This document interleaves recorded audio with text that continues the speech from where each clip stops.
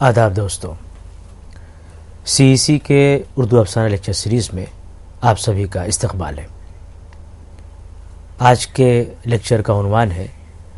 ترقی پسند افسانے میں سماجی زندگی کی عکاسی۔ اس سیریز کے تحت ہم نے اردو افسانے کے فکری و فنی پہلوؤں کا جائزہ لیا ہے۔ اس کے علاوہ مختلف مشہور افسانہ نگاروں کی افسانہ نگاری کو پیش کیا ہے۔ اردو افسانے میں حقیقت نگاری، رومانیت، ترقی پسند افسانے کے ساتھ ساتھ مختلف ادوار میں اردو افسانے میں جو تبدیلیاں رونما ہوئی ہیں ان کو بھی بیان کیا گیا ہے۔ آج کا لیکچر ترقی پسند افسانے میں سماجی مسائل کی عکاسی، اسی سلسلے کی اگلی کڑی ہے۔ ترقی پسندوں نے اردو افسانے میں نئے نئے گوشے اور نئے نئے پہلو پیدا کر کے اسے ترقی کی انتہائی منزلوں تک پہنچایا تھا۔ دنیا میں رونما ہونے والے مختلف قسم کے موضوعات اور مسائل کے علاوہ اخلاق، مذہب، تہذیب اور زندگی کے ہر پہلو کو اردو افسانے کے اظہار میں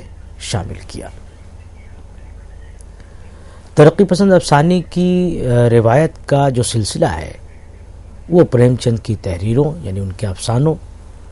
سے منسلک کیا جاتا ہے۔ انہوں نے جو اصلاح پسند اور حقیقت نگاری کی بنیاد ڈالی تھی،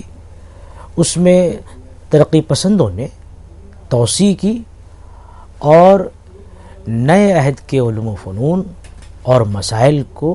اپنی تحریروں میں پیش کرتے ہوئے اردو افسانے کو متنوع بنایا تھا۔ 1936 کے بعد ترقی پسند تحریک کے اثرات اردو افسانے پر مرتب ہوئے، اور یہ جو اثرات تھے یہ دونوں سطحوں پر آپ محسوس کریں گے، فکر کی سطح پر بھی اور فن کی سطح پر بھی۔ اردو کی ہی طرح دوسری جو ہندوستان کی زبانیں تھیں، ان کے شعراء اور ان کے ادبا نے ترقی پسند تحریک کے اثرات قبول کیے۔ اس کے نتیجے میں جہاں آپ دیکھیں کہ مشرقی ادبیات کی روایات کو فروغ مل رہا ہے،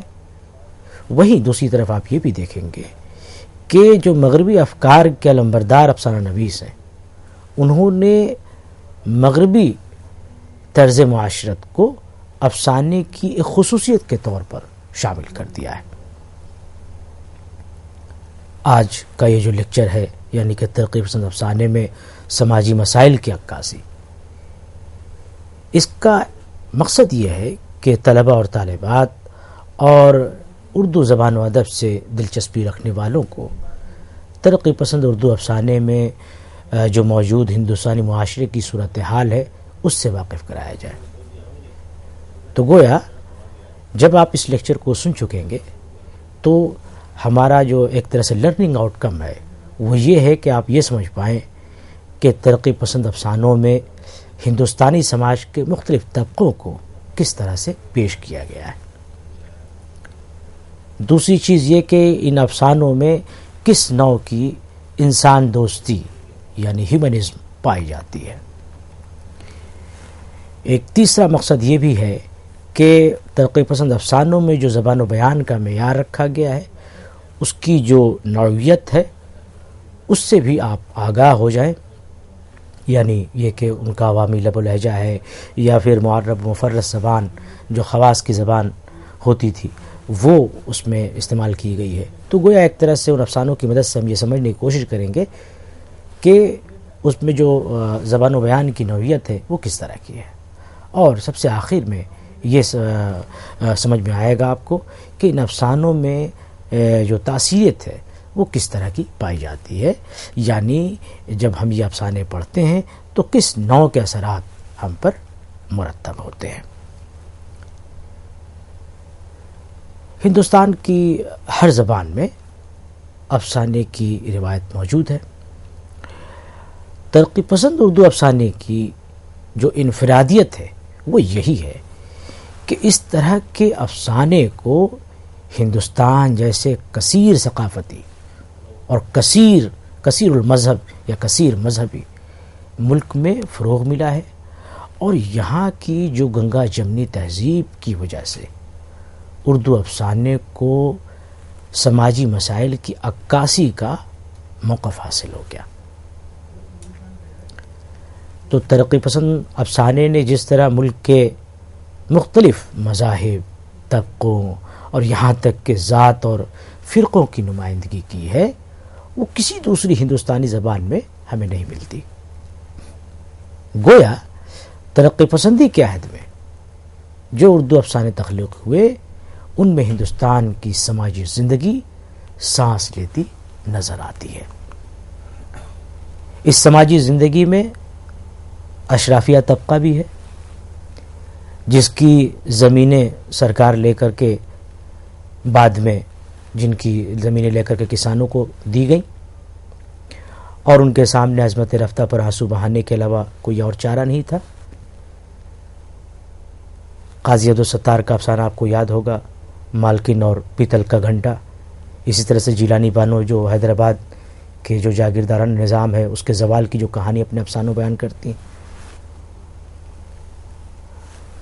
ان افسانوں میں یعنی ترقی پسند افسانوں میں ایک تو اشرافیہ طبقہ جس کا میں نے ذکر کیا، دوسری طرف عوام کا وہ طبقہ بھی ہے سرمایہ دار جس کا استحصال کر رہا تھا اور اس کی جائز مزدوری اور اجرت پر بھی نظریں گڑائے بیٹھا تھا۔ ان افسانوں میں سماج کا مڈل کلاس بھی ہے جو اپنی زندگی کو بامعنی بنانے کے لیے مسلسل جدوجہد کر رہا تھا۔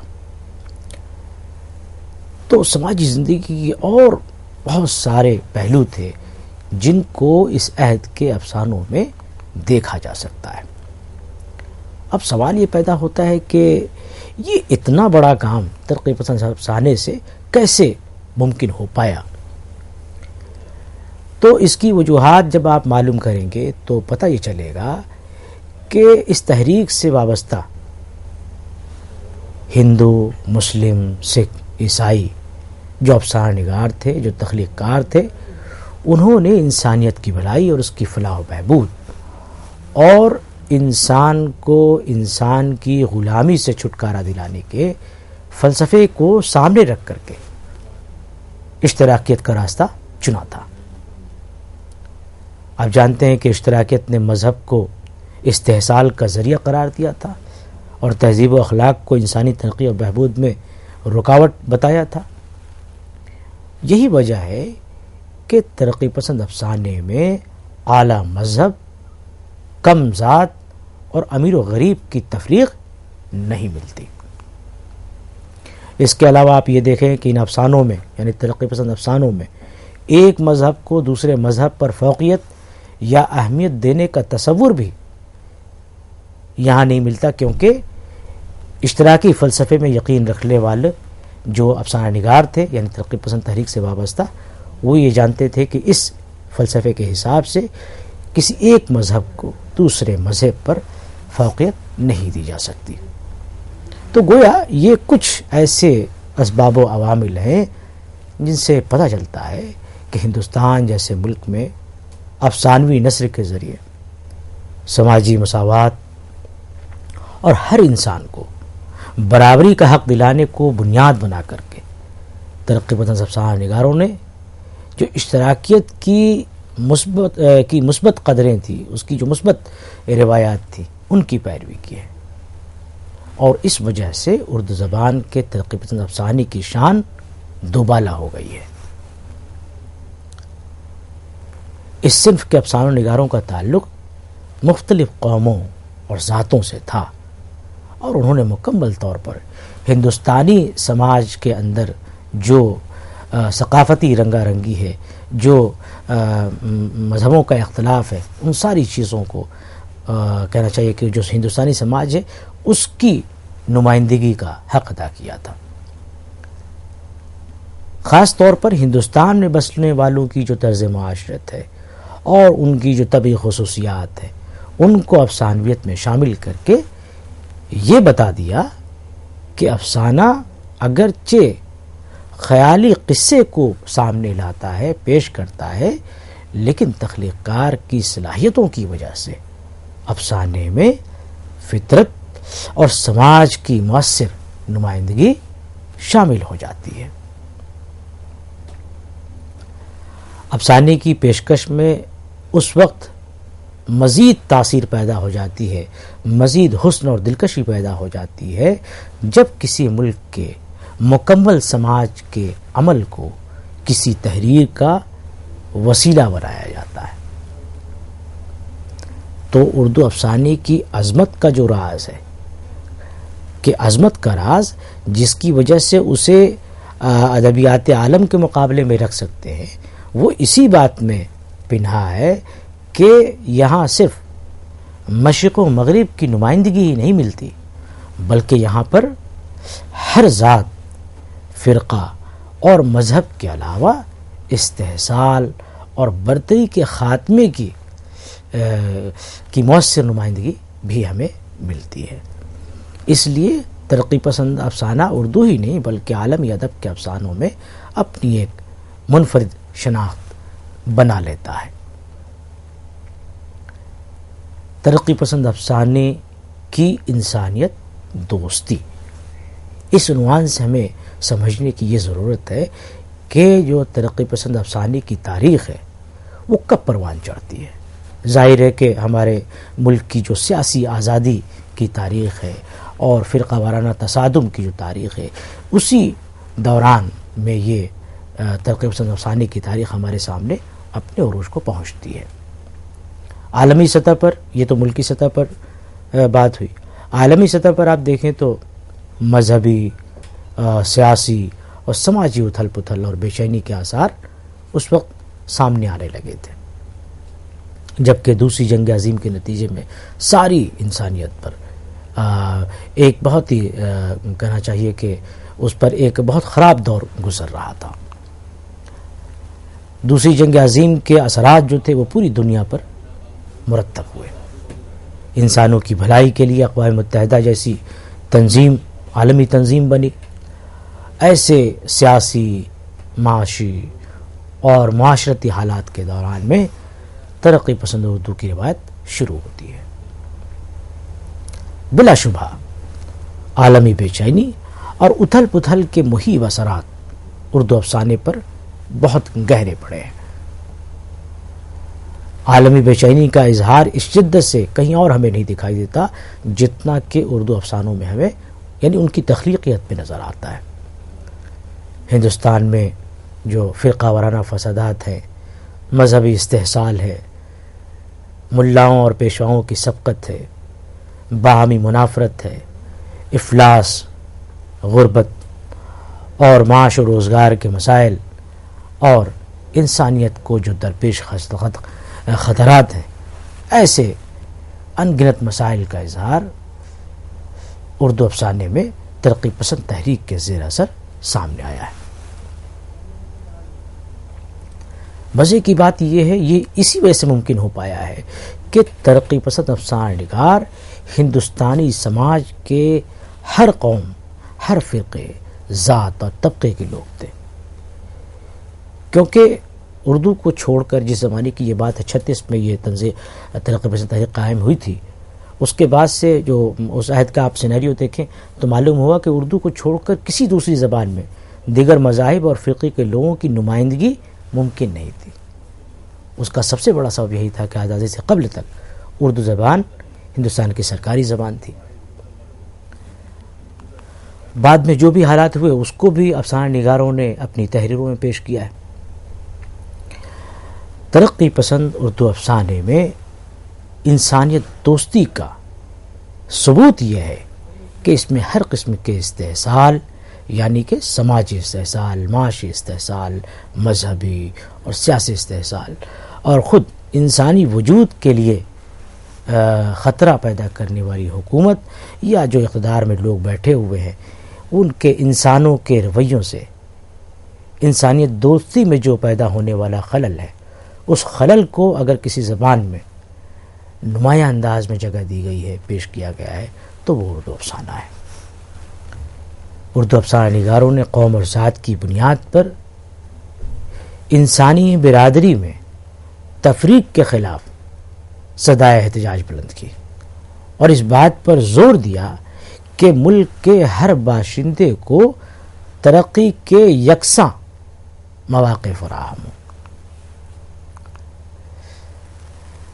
اب ظاہر ہے کہ یہ ساری باتیں ہیں انسانیت دوستی کی، انسان دوستی کی، اور ساری باتیں جو ابھی ہوئی ہیں،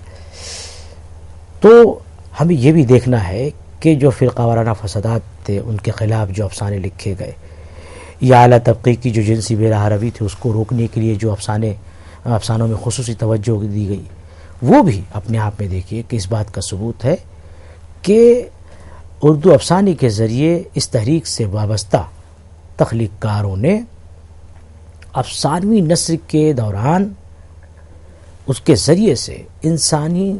انسان دوستی کو اولیت کا درجہ دیا ہے، اور اردو کے تمام تر جو ترقی پسند افسانے آپ دیکھیں گے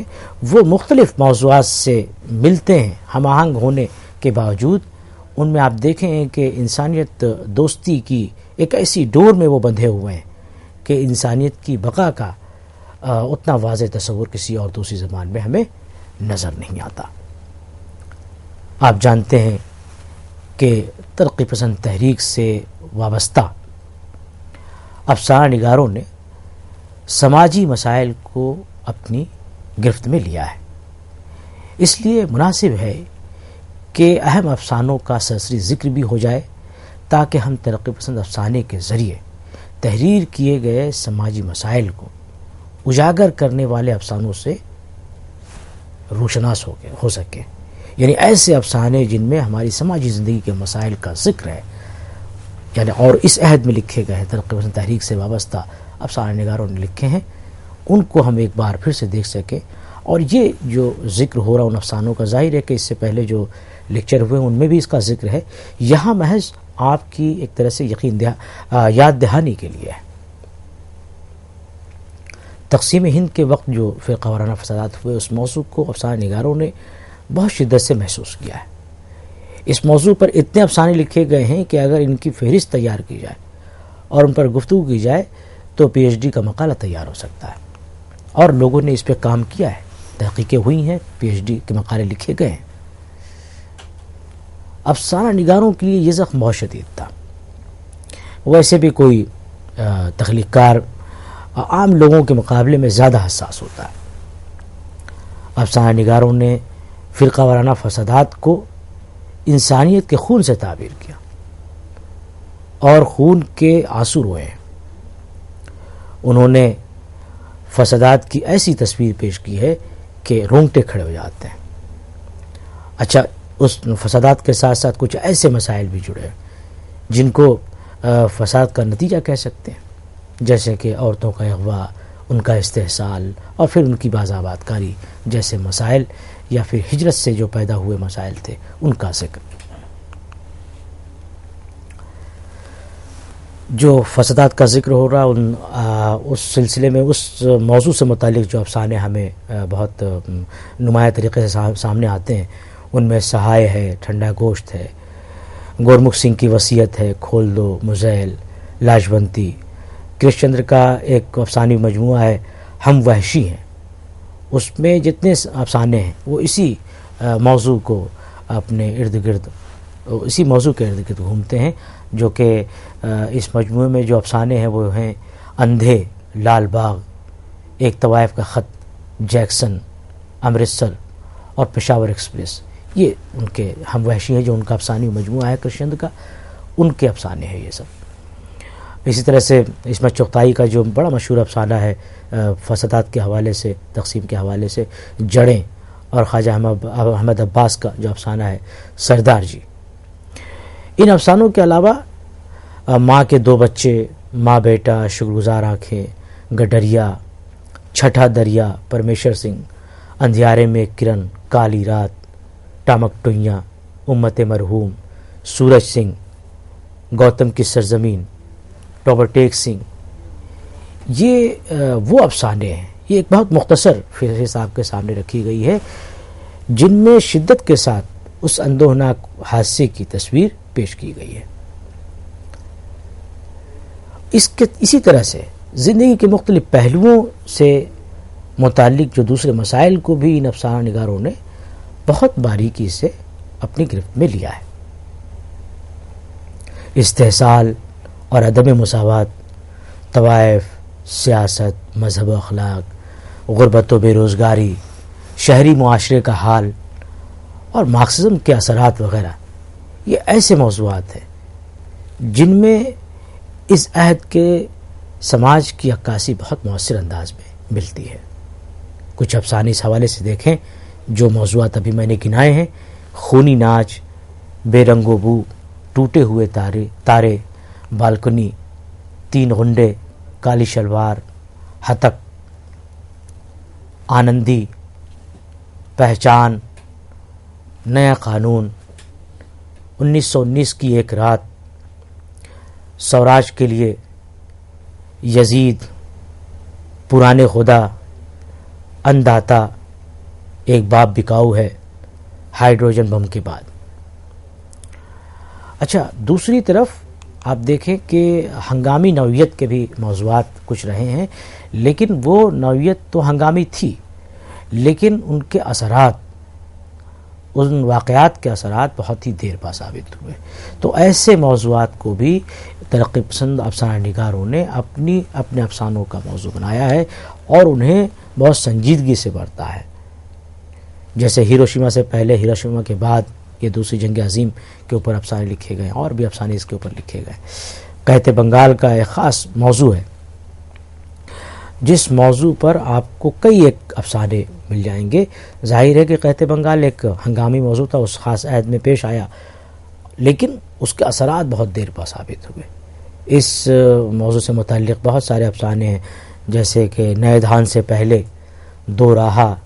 پھر وہی کنج قفس، قبروں کے بیچوں بیچ، ایک پائلی چاول، جنگل،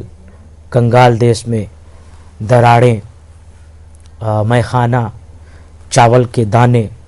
اور انداتا جیسے اہم افسانے ہمیں نظر آتے ہیں، جو ہیں تو ہنگامی نوعیت کے، لیکن ان کے اثرات بہت دیر پا ثابت ہوئے ہیں۔ یعنی گویا یہ کہ یہ افسانے جو ہنگامی نوعیت کے ہیں، لیکن ان سے ان کی اثر پذیری میں کوئی فرق نہیں آتا، وہ اس عہد کی کہنا چاہیے کہ بہت سچی تصویر پیش کرتے ہیں۔ غرض یہ معلوم ہوا کہ ترقی پسند تحریک سے وابستہ افسانہ نگاروں نے سماجی زندگی کے مختلف پہلوؤں کو پیش کیا ہے۔ سماجی زندگی کی پیشکش کے ساتھ ساتھ انہوں نے پریم چند کی جو حقیقت نگاری تھی، جو ان کا اصلاح پسندانہ نقطہ نظر تھا، اس کی روایت میں توسیع کی ہے۔ اس میں کردار کی شخصیت کی تہوں میں اتر کر کے ہمارے لیے فرد کی ایک نئی جہت پیش کی ہے، ایک بالکل نیا انسان ہمارے سامنے لایا ہے۔ گویا ایک اس سماج میں بس رہے انسان اور وہ جو اس وقت کے مسائل تھے، ان کو دیکھنے کی ایک نئی پہل کی گئی ہے، ان کی تفہیم کی ایک نئی کوشش کی گئی ہے۔ اس تحریک سے وابستہ افسانہ نگاروں نے سماجی زندگی میں استحصال اور جبر و ظلم کو محسوس کیا تھا، اسے ایسے پرکشش انداز میں پیش کیا ہے کہ دل ان کی طرف کھنچا چلا جاتا ہے، جو واقعی بہت بڑی کامیابی ہے۔ میں سمجھتا ہوں کہ اس پورے مسئلے کو سمجھنے کے لیے اور ترقی پسند تحریک کے بارے میں اور بہتر انداز میں جاننے کے لیے آپ کو ایک کتاب میں سجیسٹ کروں گا۔ وہ سجاد ظہیر نے جو اس پوری تحریک، ترقی پسند تحریک کی روداد اور اس کی داستان لکھی ہے روشنائی کے نام سے، اس کو اگر آپ پڑھیں تو آپ کو اس کے بارے میں اور بھی بہت ساری معلومات حاصل ہو سکتی ہیں۔ اس کے علاوہ دو ایک کتابیں اور ہیں جن کو میں نے یہاں بھی شامل کیا ہے۔ مثال کے طور پر اردو میں جو ترقی پسند ادبی تحریک ہے خلیل الرحمن اعظمی صاحب کی، اسے آپ پڑھیں۔ کچھ کتابیں تو ظاہر ہے کہ وہ مضامین کا مجموعہ ہے جنہیں ہم نے یہاں رکھا ہے، لیکن آپ ان کتابوں کو پڑھ کر کے جب آپ ترقی پسند تحریک کے بارے میں ایک جنرل ویو تیار کریں گے تو آپ کو اندازہ ہوگا کہ کن حالات سے یہ تحریک نکل کر کے آئی ہے اور کس طرح سے اس تحریک سے وابستہ افسانہ نگاروں نے جو ان کی سماج کے تئیں جو ان کی ذمہ داری تھی، سماج کے مسائل کی طرف جو ان کی ذمہ داری تھی، اس کو نہ صرف یہ کہ محسوس کیا ہے بلکہ بہت سنجیدگی سے اسے اپنے افسانوں میں برتنے کی کوشش کی ہے اور ہمارے سامنے پیش کرنے کی کوشش کی ہے۔ ظاہر ہے کہ یہ ان کا ایک بہت بڑا کارنامہ ہے جو ہمیں ہمیشہ یاد رہے گا، اور جب بھی اردو افسانے کی تاریخ لکھی جائے گی اس میں ترقی پسند تحریک کا جو کنٹریبیوشن ہے، جو اس کا کہنا چاہیے کہ حصہ ہے، وہ بھی یاد کیا جائے گا۔ بہت بہت شکریہ۔